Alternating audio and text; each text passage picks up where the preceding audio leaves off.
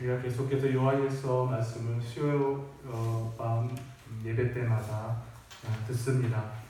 참으로 요한일서의 말씀을 들을 때마다 너무 귀한 진리들의 보고를 발견하면서 말씀을 준비하는 저에게도 큰 은혜가 있고 정말 하나님에게 감사하는 그러한 말씀들입니다. 여러분도 이 수요일 밤 이 예배를 통하여 요한일서 말씀이 여러분에게 정말 은혜가 되고 힘이 되고 능력이 되는 그런 시간들, 그런 말씀들이 되었으면 좋겠습니다. 오늘의 말씀의 제목이 뭡니까? 기름 부음입니다. 여러분, 기름 부음이라는 이 말 많이 들어보셨죠? 또 우리도 이 기름 부음이라는 단어를 종종 사용합니다. 무심코 하기도 하고 뜻을 갖고 하기도 하고 합니다. 이렇게 기름 부음이라는 단어를 우리는 많이 듣기도 하고 많이 사용하기도 하는데요. 특별히 이 기름 부음이라는 단어를 우리는 어떻게 이해를 하고 또 사용하고 있냐면 예배 때나 또는 기도 중에 성령의 어떤 임재를 우리는 보통 기름 부음이다라고 이렇게 이해를 합니다. 또한 우리가 말하는 기름 부음은 어떨 때냐면 또 예배나 또 기도 중에 성령님께서 주시는 어떤 특별한 은사, 이런 것들을 기름 부음 받았다 이렇게 또 말하기도 하죠. 또 어떤 사명자에게 특별히 주어지는 어떤 은사라든지 그런 소명감을 또한 기름 부음이다라고 이렇게 이야기도 합니다. 그리고 그런 소명자들에게 또한 사역자들이 안수할 때 또 임하는 성령의 어떤 은혜를 또 기름 부음이다 이렇게 말하기도 합니다. 그러나 오늘 본문에서 말씀하고 있는 기름 부음은 방금 말한 그러한 기름 부음과는 다릅니다. 다른 뜻입니다. 특별히 20절 오늘 우리가 읽었죠? 20절에 보면 뭐라고 기록되어 있습니까? 너희는 거룩하신 자에게 기름 부음을 받고 모든 것을 아느니라 이렇게 말씀하고요. 또 27절에도 너희는 주께 받은 바 기름 부음이 너희 안에 거하나니 아무도 너희를 가르칠 필요가 없고 오직 그의 기름 부음이 모든 것을 너희에게 가르치며 이렇게 말씀하고 있어요. 그러므로 이 기름 부음, 여기서 말하는 성경 요한일서에서 말하는 방금 본문에서 말하는 이 기름 부음은 어떤 사명자에게만 주어지는 특별한 어떤 은사나 어떤 소명으로 인한 기름 부음이 아니라는 겁니다. 그리고 예배나 기도 중에 어떤 간헐적으로 임하는 성령의 어떤 임재, 그런 또는 은혜, 은사들을 말하는 것이 아니라 모든 그리스도인들에게 주어지는 기름 부음을 지금 이야기하고 있는 것입니다. 참 그리스도인이라면 누구든지 다 받는 기름 부음을 지금 사도 요한은 이야기하고 있습니다. 그러므로 여러분, 오늘 이 본문에 나와 있는 이 기름 부음, 너희에게 주어진 이 기름 부음이 있다라고 하는 이 기름 부음은요, 저와 여러분이 이미 받은 기름 부음이라는 것을 여러분 성경은 가르치고 있다는 겁니다. 우리가 예수를 하나님의 아들로 믿는다면, 그리고 그의 십자가의 구속이 우리의 모든 죄를 사하셨다라는 것을 믿는다면 우리 안에 이 기름 부음이 주어졌다는 것이죠. 참으로 구원받은 신자라면 이 기름 부음을 이미 우리는 받았다라는 것을 성경은 증거하고 있습니다. 그리고 그 기름 부음이 우리를 모든 것으로 우리들에게 모든 것을 가르치고 또 모든 것을 알게 하신다 이렇게 성경은 말하고 있습니다. 자, 그러면 여러분, 이 기름 부음이 도대체 무엇일까? 이 기름 부음이 무엇일까요? 그것은 바로 성령의 내주십니다. 성령이 우리 안에 내주하심을 이 성경은 기름 부음이라고 이야기하고 있습니다. 믿는 자에게 약속하신 성령의 내주, 바로 그것이 오늘 기름 부음을 이야기하고 있습니다. 요한복음에는요 이렇게 말합니다. 예수님께서 보혜사 곧 아버지께서 내 이름으로 보내실 성령 그가 너희에게 오시면 그가 모든 것을 가르칠 것이다. 모든 진리로 너희를 인도할 것이다 라고 말합니다.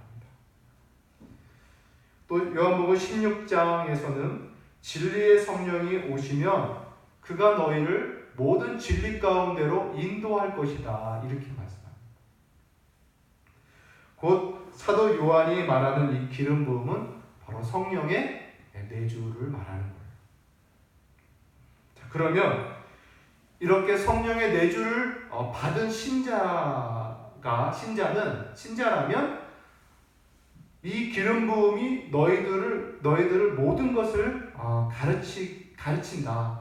그리고 또 너희들은 이 기름 부음을 받았기 때문에 어느 누구에게도 배울 필요가 없다. 이렇게 말씀하시는 그 뜻이 무엇인가 라는 겁니다. 성령의 내주를 받은 자는 더 이상 누구에게 무언가를 배울 필요가 없고 가르침을 받을 필요가 없고 이 성령이 너희를 모든 진리로 인도한다. 이 말씀이 무슨 뜻이냐는 거죠.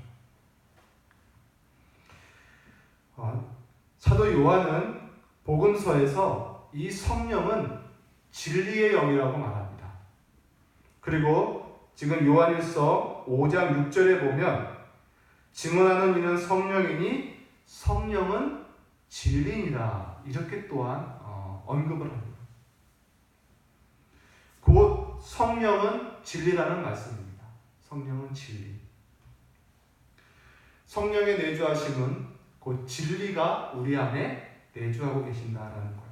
진리가 우리 안에 있다라는 것을 지금 성경은 이야기하고 있습니다.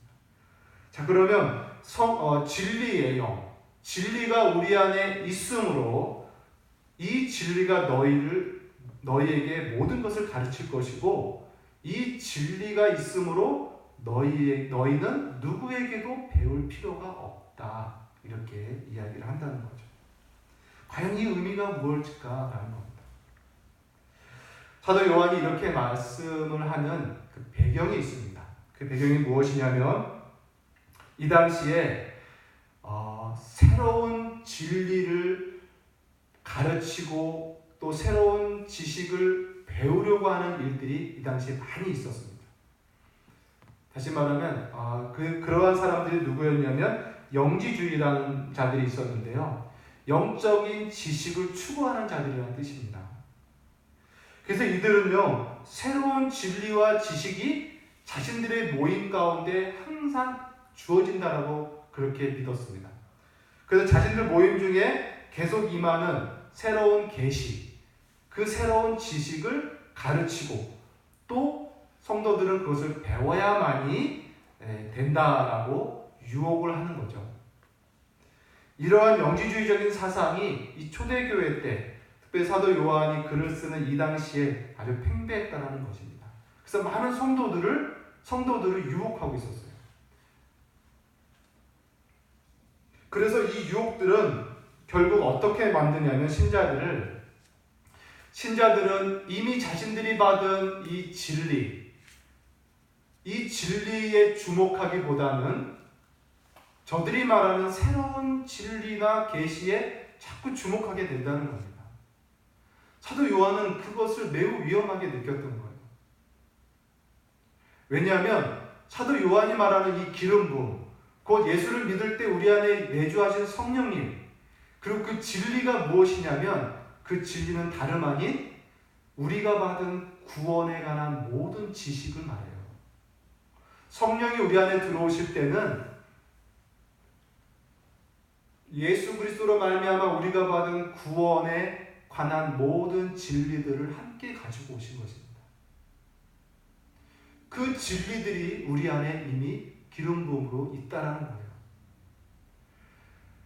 그리고 우리 신자들은 우리 이미 받은 그 구원의 진리들을 주목하고 그것을 알아가고 그것을 감격하며 살아가면 되는데 이것을 주목하지 않고 자꾸 새로운 지식과 새로운 계시들이 있다라고 하니 성도들은 이미 받은 구원의 기쁨이나 구원에 관한 진리를 주목하지 못하고 저 새로운 것을 쫓아나간다는 겁니다. 사도 요한은 그것을 매우 위험하게 여겼다는 거예요. 그래서 오늘 읽었지만 너희들은 새로운 진리를 배울 필요가 없다. 내가 너희에게 말하는 이 교훈들도 새로운 교훈이 아니다. 너희들 안에 이미 있는 그 진리를 말하는 것뿐이다. 라고 사도 요한은 말하는 거예요. 그러면서 사도 요한은 그 영지주의자들, 자꾸 새로운 진리, 새로운 계시, 새로운 지식을 배우도록 유혹하는 그들을 향하여 사도 요한은 적 그리스도라고 이야기를 하고 있어요. 왜 적 그리스도라고 이야기를 하냐면 오늘 성경에 뭐라고 말합니까? 적 그리스도의 특징이 뭡니까? 그것은 하나님의 아들이 예수를 부인하는 자들을 말합니다.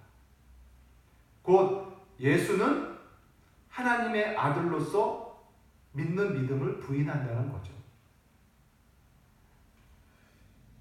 특별히 2장 22절에 보면은 예수를 그리스도임심을 부인하고 아버지와 아들을 부인하는 자가 적 그리스도다라고 이야기를 하면서 요한 2서 1장 7절에 보면 예수 그리스도께서 육체로 오심을 부인하는 자들마다 적 그리스도니 이렇게 말합니다.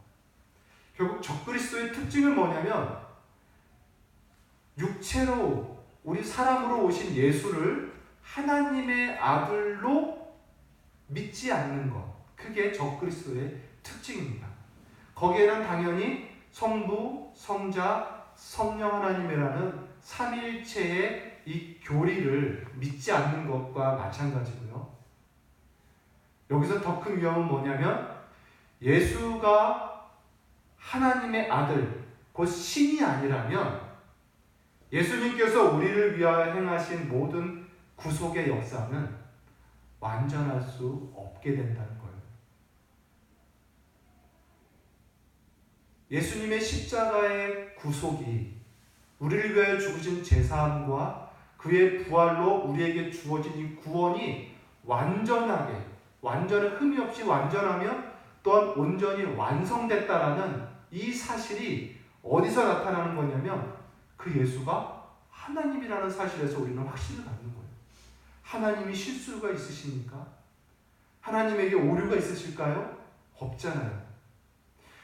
십자가에서 죽으신 그분이 하나님이시다. 이 사실만으로 그의 십자가의 죽음은 완전한 것이며 그로 인해서 이루어진 죄사함의 효력도 완전한 것이고 그 은혜를 받은 우리의 구원도 흔들리지 않는 완전한 것이다. 왜? 하나님께서 하신 일이기 때문에.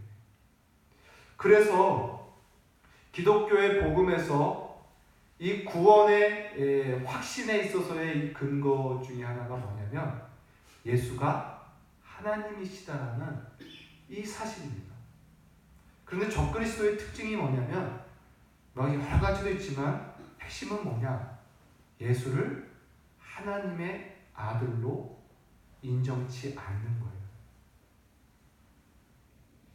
예수를 하나님의 아들로 인정하지 않으면 방금 말한 대로 예수가 이루신 구원이 불완전하다는 겁니다. 예수가 이루신 구원이 불완전하다면 우리는 어떻게 될까요? 사람은 더 나은 또는 보다 완전한 구원을 기다려야만 되는 겁니다. 영지주의자들이 추구하는 새로운 지식이란 뭐냐? 저들은 단순히 새로운 지식이라는 말로 유혹하지만 그 전제가 뭐냐면 너희들이 받은 구원의 지식으로는 불완전하다는 거예요. 그러니 새로운 지식을 받아야 된다는 겁니다. 그 사상의 저변에는 예수는 불완전한 존재다라는 거예요. 곧 예수는 하나님의 아들이 아니다라는 적 그리스도적인 사상이 들어있다는 겁니다. 사도 요한은 그것을 꿰뚫고 있었던 겁니다. 그래서 저 영지주의자들의 단순한 저 유혹, 새로운 지식을 배워라라는 그 유혹이 그냥 지식의 문제가 아니라 사실은 예수를 하나님의 아들로 부인하는 적그리스도적인 사상에서 기반된 것이라는 것을 지적을 하고 있는 겁니다. 그래서 사도 요한이 너희는 새로운 것을 알 필요가 없다 이렇게 이야기를 하는 거죠. 여러분, 신자의 이 기름 부음을 오늘 저와 여러분은 확실하게 이해하고 또한 붙잡고 나가셔야 됩니다. 우리가 받은 구원은 완전한 구원입니다. 예수 그리스도의 십자가의 죽으심은 불완전하지 않습니다. 그의 죽으심은 하늘도 땅도 사단도 변개할 수 없고 막을 수 없는 완전하신 구원입니다. 그가 흘리신 피의 보혈의 효력은 완전합니다. 그의 피는 죄가 없는 무흠한 피이기 때문에 그렇습니다. 이 세상과 사단, 하나님을 대적하는 모든 어둠의 세력은 또 신자들을 유혹하는 모든 궤변들은 다 어디서 출발하냐? 우리의 구원의 불완전성을 유혹하고 있어요. 우리의 구원이 불완전하다는 것을 자꾸 충동합니다. 그래서 성도들로부터 구원의 확신에 이르지 못하도록, 신앙생활에 염려와 근심과 그 불안한 가운데 살도록 하는 겁니다. 그래야 유혹하기 쉽거든요. 새로운 지식을 배워라. 기독교로만으로 충분하지 못하다. 너의 행실로는 불완전하다. 넌 여전히 죄인이다. 너의 구원은 불완전하다. 이렇게 유혹하는 겁니다. 오늘 본문을 처음 대하신 분들도 있지만 요한일서 우리가 이전에 보았던 말씀 중에 사도 요한은 성도들에게 이렇게 말합니다. 자녀들아, 한마디로 성도들아, 너희가 이미 알고 있는 지식이 무엇이냐? 너희가 죄사함 받았다는 것을 너희는 알고 있지 않느냐? 성도들아, 창조주 하나님이 너희 아버지인 것을 알지 못하느냐? 성도들아, 너희가 악한 자들을 이미 이긴 것을 모르느냐? 이렇게 3번을 언급합니다. 죄사함과 창조주 하나님 아버지와 사단을 이겼다는 게 뭘까요? 우리의 부활의 승리를 말하는 거거든요. 사도 요한이 이야기하고 싶은 진리의 내용은, 구원에 관한 진리는 이겁니다. 이거. 너희가 죄사함을 다 받았다. 흔들리지 마라. 그 죄사함을 우리에게 주신 분은 창조주 하나님이요 우리의 아버지가 되신 분이다. 그리고 그 죄사함으로 사단, 악한 자를 너희는 이미 이겼다. 너희는 승리자다. 부활의 승리를 너희는 받았다. 라고 사도 요한이 이야기를 하고 있는 겁니다. 이러한 구원의 진리를 너희가 기름 부음으로 너희 안에 이미 가졌다라고 사도 요한은 말하고 있는 거예요. 그러니 너희는 새로운 것을 배우려고 하지 말고 이미 받은 이 기름 부음에 주목하라. 이미 완성된 너희의 구원의 은혜에 집중하라. 이렇게 이야기를 하고 있는 것입니다. 사랑하는 성도 여러분, 그래서 신앙생활이란 뭐냐? 이렇게 말할 수 있어요.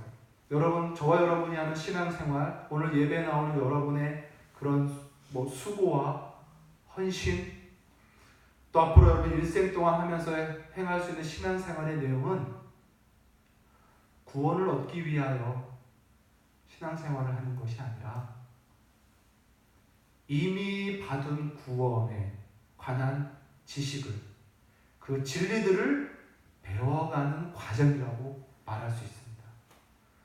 신앙생활은 구원을 얻기 위하여 하는 것이 아닙니다. 신앙생활은 반대로 이미 받은 구원을 알아가는 과정입니다. 이미 우리가 받은 구원의 내용의 그 풍성함이 얼마나 높고 깊고 넓은지를 알아가는 과정이 우리의 신앙생활이라는 거예요. 그러므로 여러분, 이제는 교회에 나올 때 기쁨으로 나오십시오. 신앙생활을 여러분 기쁨으로 여기십시오. 구원이라는 것을 얻기 위하여 수고롭게 하는 것이 아니라 하나님께서 그 구원을 이미 주셨고 우리는 이미 완전하게 받았고 받은 구원의 기쁨을 누리고 알아가는 과정이 신앙생활이라는 것을 여러분 이 시간 이후로 아시기 바랍니다. 그래서 신앙생활과 교회 나오는 것을 기쁨으로 여기십시오. 여러분 말씀을 듣는 것은 무엇입니까? 새로운 지식을 축적하는 것이 아닙니다. 성경 공부하는 이유가 무엇입니까? 우리가 이미 받은 그 기름 부음, 우리 안에 있는 진리들이 무엇인지를 알아가고 있는 것, 알아가는 과정이 성경을 공부하는 것. 이 얼마나 감격스럽고 즐거운 일이며 기쁜 일입니까? 그러므로 여러분 이 신자됨을 정말 기뻐하시고 신자될 때 우리에게 주신 성령의 내주하심, 그 기름 부음, 진리의 영이 우리에게 충만히 거하심을 여러분 확신하시고 기뻐하시기 바랍니다. 그래서 새로운 지식을 배우려는 그런 유혹을 여러분 받지 마십시오. 혹여나 이 교회 밖에서 무슨 성경 공부를 한다, 새로운 지식을 배운다라고 했을 때 여러분 유혹받지 마십시오. 그렇게 유혹하는 것이나 또는 그러한 유혹을 받는 그 모든 둘 다의 동기가 사실은 전부 다 불순한 겁니다. 유혹하는 것은 우리의 구원을 불완전하다라고 이야기하는 것이고 유혹을 받는 태도 역시 자신의 구원을 불완전하다고 여기기 때문에 다 불순한 거예요. 여러분, 우리에겐 새로운 그 무엇을 받을 필요가 없습니다. 그래서 여러분이 교회 안에서 하나님의 말씀을 배우는 것만으로도 충분하고 또 그래야만 된다라고 여러분 생각하시기 바랍니다. 혹여나 교회 안에서의 말씀의 배움이 만족이 안 된다, 불만족스럽다, 그래서 나가려고 배우지 마시고 목회자에게 건의하십시오. 목사님, 더 배우고 싶습니다. 더 알고 싶습니다. 라고 건의하십시오. 그러면 그 건의를 따라 목회자가 바르게 또한 지도해 주실 겁니다. 그러므로 여러분, 우리가 오늘 말씀을 통해서 다시 한번 강조할 것은 우리 안에 있는 이 기름 부음을 기뻐하시고 이 기름 부음에 주목하시기를 바랍니다. 또한 오늘 말씀에 뭐라고 표현되어 있습니까? 이 기름 부음이 너희를 친히 가르칠 것이고 이 기름 부음이 있으니 어느 누가 너희를 가르칠 필요가 없다. 이렇게까지 사도 요한은 강하게 말하고 있어요. 그러다 보니까 어떤 사람들은 그래, 내 안에 성령이 있으니 난 이제 누구한테 배울 필요가 없어. 이 성령이 나를 친히 가르친다고 오늘 성령이 기록하니 난 누구 목사를 의지할 필요도 없고 교사를 의지할 필요도 없어. 난 이 성령에게 직접 배울 거야. 이런 사람들이 또 있습니다. 그래서 그 생각도 사실은 잘못된 겁니다. 왜냐하면요, 아까 말한 대로 성령은 어떤 분입니까? 진리의 영입니다. 성령은 진리와 함께 일하시는 분입니다. 자, 그러면 이 세상에서 진리는 어디에 있습니까? 성경 안에 있어요. 진리는 성경 안에 있습니다. 그러므로 진리의 영이신 성령은 성경 안에 있는 진리와 함께 역사합니다. 그래서 성령은 우리가 성경을 대할 때마다 우리에게 진리를 가르쳐 주시는 분이에요. 그런데 하나님은 교회를 세우시고 이 진리의 말씀인 성경을 잘 풀어서 성도들에게 말씀을 가르치고 나눌 수 있도록 은사와 직분을 주신 자가 있습니다. 그게 바로 목사와 교사입니다. 하나님은 이 진리인 성경을 성도들에게만 그냥 맡기는 것이 아니라 교회에 목사를 세우고 교사를 세워서 그 성경을 통하여 성도들에게 진리를 가르칠 수 있도록, 전할 수 있도록 하나님께서 목사에게 맡겼다는 거예요. 교사들에게. 그래서 기름 부음이 있으니 나는 더 이상 사람에게 배울 필요가 없어 난 성령에게 직접 배울 거야. 이 생각이 틀렸다라는 거예요. 이 성령, 우리 안에 있는 이 성령은 교회 안에서 은사와 직분을 가진 목회자의 풀이와 그의 수고를 통하여 성령께서도 같이 말씀을 깨닫게 하고 가르치신다는 거죠. 그래서 이렇게 기름 부음 받은 자라면 오히려 교회에서 배우길 즐거워합니다. 기름 부음 받은 자라면 교회 안에서 풀어지는 말씀들을 꿀같이 여기고 참으로 즐겁게 여기고 달게 여겨서 말씀을 배우기를 더 즐거워한다는 거죠. 저와 여러분이 오늘 이 말씀을 통해서 정말 우리 안에 있는 이 구원의 기쁨과 구원의 진리에 대한 확신과 이 만족과 이 행복을 여러분 갖고 돌아가시기를 바랍니다. 그리고요, 적그리스도에 대한 이야기를 조금 더 한다면 적그리스도의 특징 중에 하나가 또 뭐냐면 이들은 오늘 말씀에 18절 보니까 마지막 때라 적그리스도가 오리라는 말을 너희가 들은 것과 같이 지금도 많은 적그리스도가 일어났으니 그러므로 우리가 마지막 때인 줄 아노라. 19절입니다. 그들이 우리에게서 나갔으나 우리에게 속하지 아니하였나니 만일 우리에게 속하였더라면 우리와 함께 거하였거니와 그들이 나간 것은 다 우리에게 속하지 아니함을 나타내려 함이라. 이렇게 기록되어 있죠. 적그리스도의 특징이 뭐냐면 교회 밖으로 나갔다라는 표현이 들어있습니다. 다시 말하면 참된 성도라면 교회 밖으로 나가지 않는다라는 거죠. 그리고 교회 밖으로 나갔다라는 것 자체가 이미 그는 참 신자가 아니라는 의미가 될 수 있다는 겁니다. 그런데 여기서 속한다라고 표현이 되어 있어요. 이 속한다라는 말을 어떻게 이해할 수 있냐면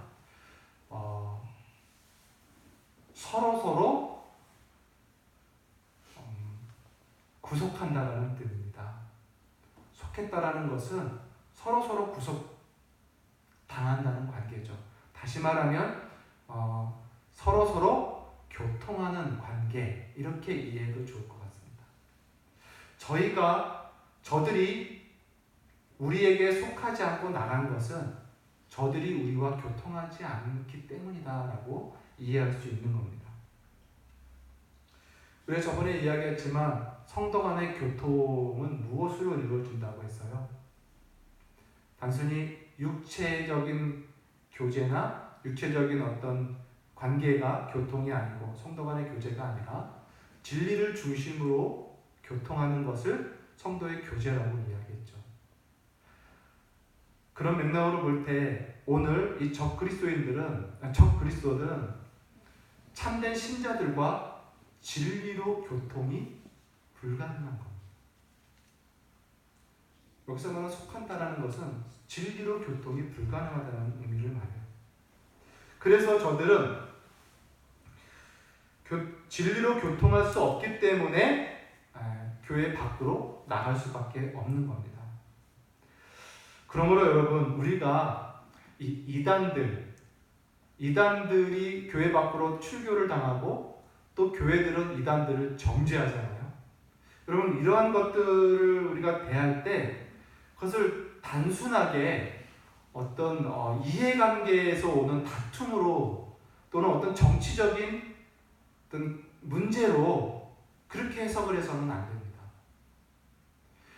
이단을 정죄하고 이단을 출교시키는 것은 단순한 그런 이권 문제가 아니라 문제로 되어진 것이 아니라 분명히 진리의 교통을 서로 할 수 없기 때문에 서로 이루어질 수 없기 때문에 교회가 그들을 출교시키고 그들은 또한 교회 밖으로 나가게 되는 겁니다. 그러므로 그들을 우리가 동정할 필요가 없는 거예요. 오히려 동정을 가져서는 안 되는 것입니다.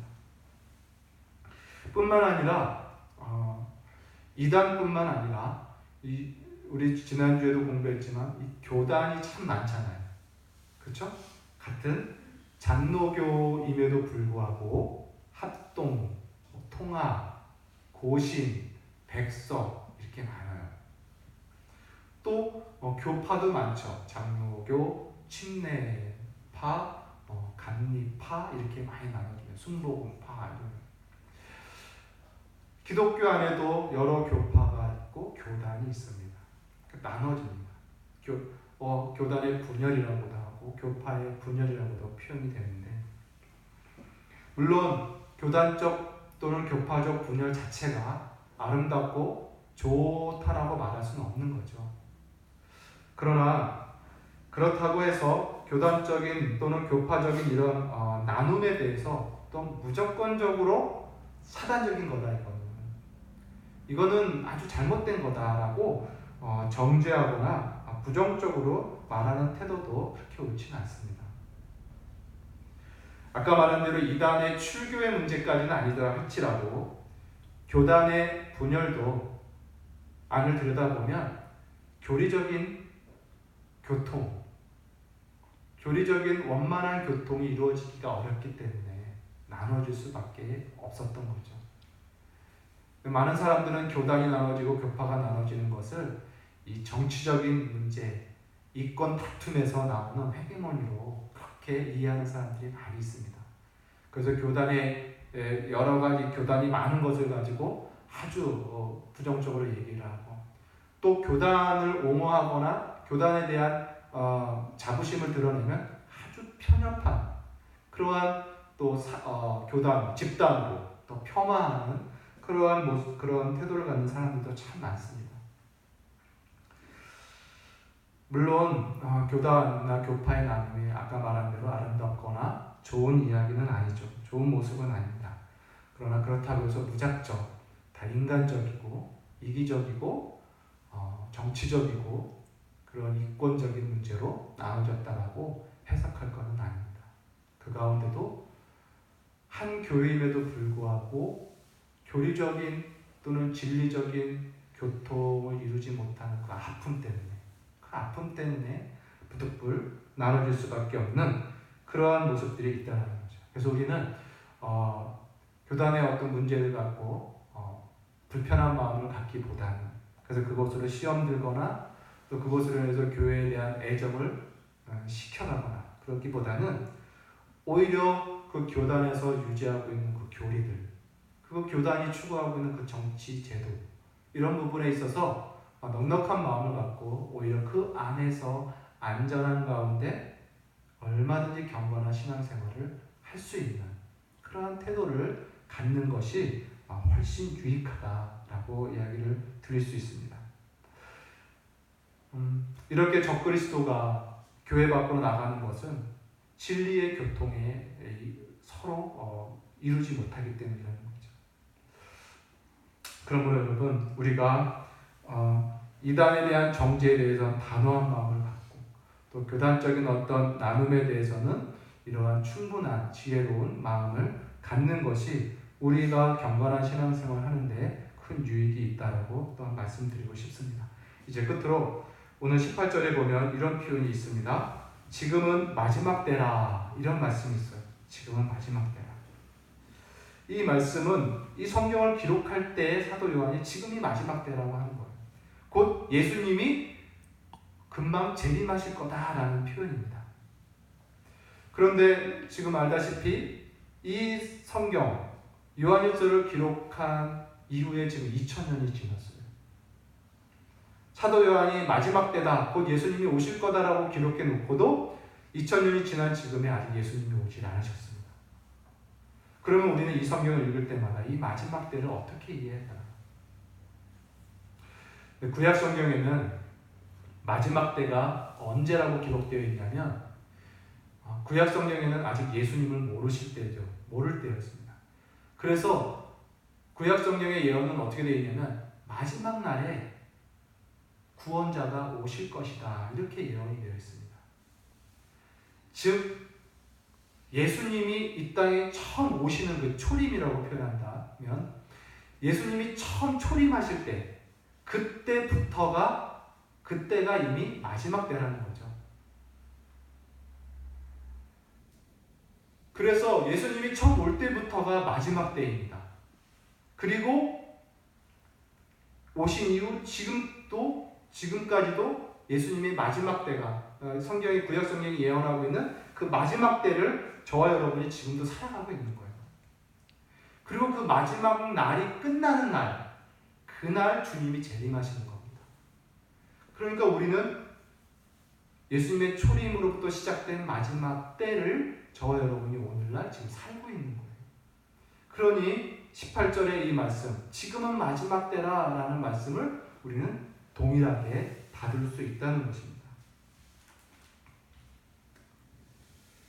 그래서 이제는 우리도 이 말씀을 대할 때마다 그래, 우리는 지금 마지막 때를 살고 있구나 라는 것을 알아야 합니다.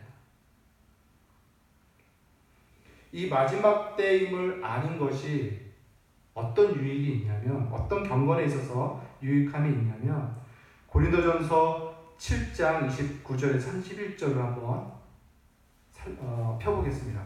고린도전서 7장 29절에 31절.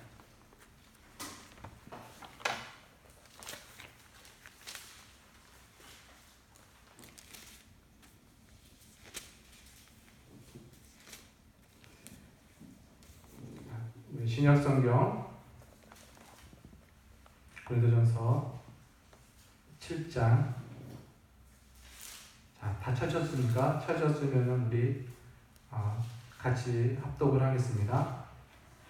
7장 29절에서 37절입니다.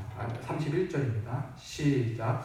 형제들아, 내가 이 말을 하노니 그때가 단축하여짐으로 이후부터 안에 있는 자들은 얻는 자 같이 하며 우는 자들은 울지 않는 자 같이 하며 기쁜 자들은 기쁘지 않은 자 같이 하며 매매하는 자들은 없는 자 같이 하며 세상 물건을 쓰는 자들은 다 쓰지 못하는 자 같이 하라. 이 세상의 외형은 지나가니라. 아멘. 사도 바울이 성도들을 향해서 마지막 때를 살아가는 신자들의 경건한 삶의 방법을 가르쳐주고 있는 거예요. 오늘 우리가 요한일서를 봤지만 요한일서 말씀대로 저와 여러분은 지금 마지막 때를 살고 있습니다. 그래서 뭐라고 말합니까? 아내가 있는 자는 없는 자 같이 살라는 겁니다. 안에 있는 기쁨과 즐거움이 있지만 그것이 영원하지 않다라는 거죠. 끝이 있음을 늘 기억하라는 겁니다. 우는 자들은 울지 않는 자 같이 하라. 끝까지 영원히 울지 않는다라는 겁니다. 끝이 있다라는 거죠. 기쁜 자들은 기쁘지 않은 자 같이. 너희가 지금 기뻐하는 기쁨이 영원하지 않다. 끝이 있다. 그러니 기쁘지 않은 자 같이 살 필요가 있다. 매매하는 자들, 물건을 파는 자들, 그 돈을 버는 즐거움이 만끽된 사람들, 끝이 있다. 없는 자 같이 살아라. 세상 물건을 쓰는 자들, 얼마나 오늘날 쓸 물건들 진짜 눈앞에 많이 펼쳐져 있습니까? 살기 좋은 세상이지만 세상이죠. 세상 물건을 쓰는 자들아, 다 쓰지 못하는 자 같이 살아라 라는 거예요. 이 세상의 것이 영원한 것처럼 살지 말라는 것입니다. 마지막 때를 살아가는 성도들의 삶의 태도입니다. 마치 이 세상이 영원한 것처럼 여기에 몰입되지 말라는 거죠. 이 세상은 지나간다는 겁니다.